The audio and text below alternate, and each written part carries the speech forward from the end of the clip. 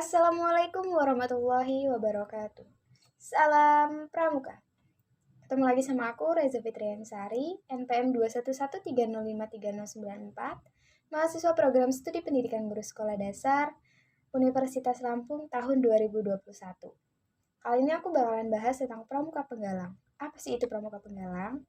Dan bagaimana tingkatannya, serta dalam Pramuka Penggalang itu kegiatannya apa aja ya?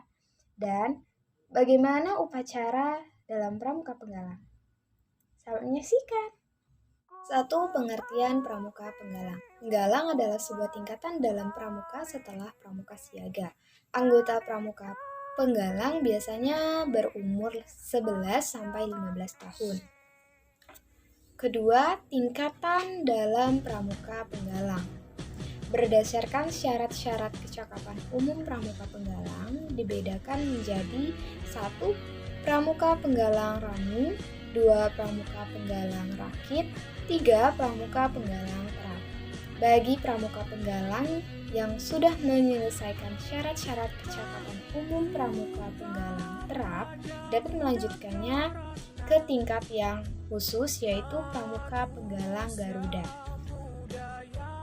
Satuan terkecil dalam Pramuka Penggalang itu disebut regu. Pemimpin regu dalam Pramuka Penggalang itu disebut pinru atau pimpinan regu yang bertanggung jawab penuh atas regu yang dipimpinnya. Setiap 4 regu Pramuka Penggalang dihimpun dalam sebuah pasukan yang dipimpin oleh seorang pimpinan regu utama atau pratama. Jadi pratama adalah pimpinan dari seluruh regu. Tanda kecakapan umum Pramuka Penggalang. Tanda kecakapan umum Pramuka Penggalang biasa disebut dengan mangga. Tanda kecakapan umum adalah tanda yang diberikan setelah seorang penggalang mampu menyelesaikan syarat kecakapan umum Pramuka Penggalang. Arti kiasan TKU Penggalang yaitu sebagaimana diuraikan dari awal, TKU bukan sekedar aksesoris yang dipasang di lengan baju, namun memiliki arti tersendiri.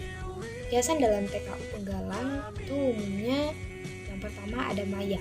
Maya yang terurai bertangkai 3 menggambarkan bunga yang sedang berkembang, indah dan menarik. Hal itu mengibaratkan bahwa Pramuka Penggalang adalah pramuka yang riang, lincah, dan bersikap menarik sebagai calon penerus bangsa yang berkembang menjadi dirinya dengan jiwa pramuka berdasarkan trisatya. Yang kedua ada mayang terurai mekar ke samping. Hal itu mengibaratkan semakin terbukanya pandangan penggalang dalam menerima pengaruh yang baik dari lingkungan di sekitarnya. Yang ketiga, warna merahnya melambangkan kemeriahan hidup sesuatu yang sedang berkembang. Kegiatan Pramuka Penggalang dapat berupa yang pertama jambore. Jambore adalah sebuah pertemuan Pramuka Penggalang dalam bentuk perkemahan besar dan diadakan bertingkat.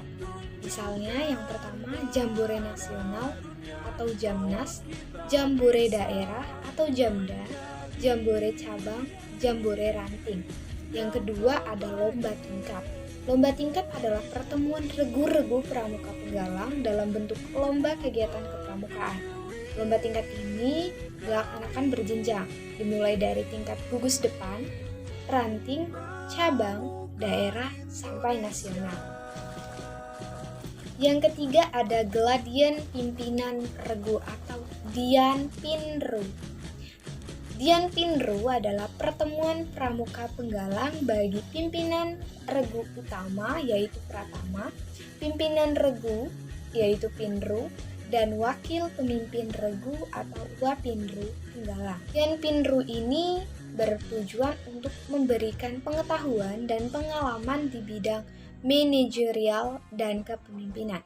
Dian Pinru diselenggarakan oleh gugus depan, kuartir ranting atau kuartir cabang, bahkan kuartir daerah dan kuartir nasional juga bisa menyelenggarakan Dian Pinru jika diperlukan. Yang keempat ada penjelajahan atau weight game. Weight game adalah pertemuan Pramuka Penggalang dalam bentuk mencari jejak dengan menggunakan tanda-tanda jejak. membuat peta, mencatat berbagai situasi, dan dibagi dalam pos-pos. Nah, untuk setiap pos, itu berisi kegiatan keterampilan kepramukaan seperti morse, sandi-sandi, tali temali, dan masih banyak lagi. Yang kelima ada latihan bersama. Latihan bersama adalah pertemuan pramuka penggalang dari 2 atau lebih gugus depan yang berada dalam datu kuartir ranting atau kuartir cabang maupun kuartir daerah dengan tujuan untuk saling tukar-menukar pengalaman. Latihan gabungan ini dapat dilaksanakan dalam bentuk lomba seperti baris berbaris, P3K, senam pramuka, dan masih banyak lagi. Yang keenam ada perkemahan. Perkemahan adalah pertemuan pramuka penggalang yang dilaksanakan secara reguler untuk mengevaluasi hasil latihan di gugus depan.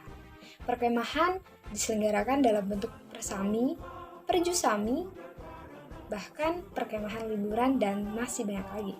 Yang ketujuh ada jambore on the air atau jambore on the internet. Yang keempat, upacara dalam pramuka penggalang.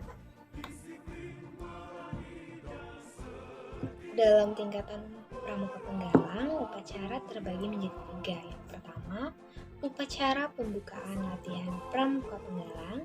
Yang kedua, upacara penutupan latihan pramuka penggalang. Yang ketiga, upacara pelantikan pramuka penggalang.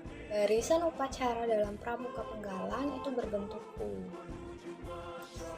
Upacara yang pertama, upacara pembukaan latihan pramuka penggalang dimulai dari menyiapkan perlengkapan upacara yaitu berupa bendera merah putih, persiapkan tiang bendera, siapkan teks Pancasila, dan teks Dasadharma.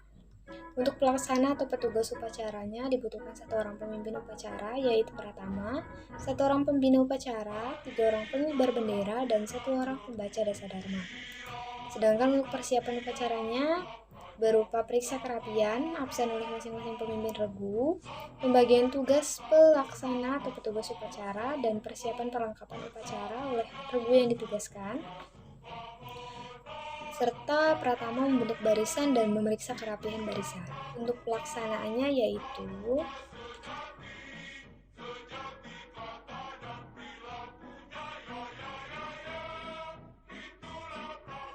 Upacara penutupan latihan. Upacara penutupan latihan pramuka penggalang itu terdiri dari 3 tahap pelaksanaan, yaitu persiapan, pemeriksaan, dan pelaksanaan. Untuk prosesnya sama saja seperti upacara pembukaan tadi, yang berbeda hanya pada proses pelaksanaan penutupan latihannya.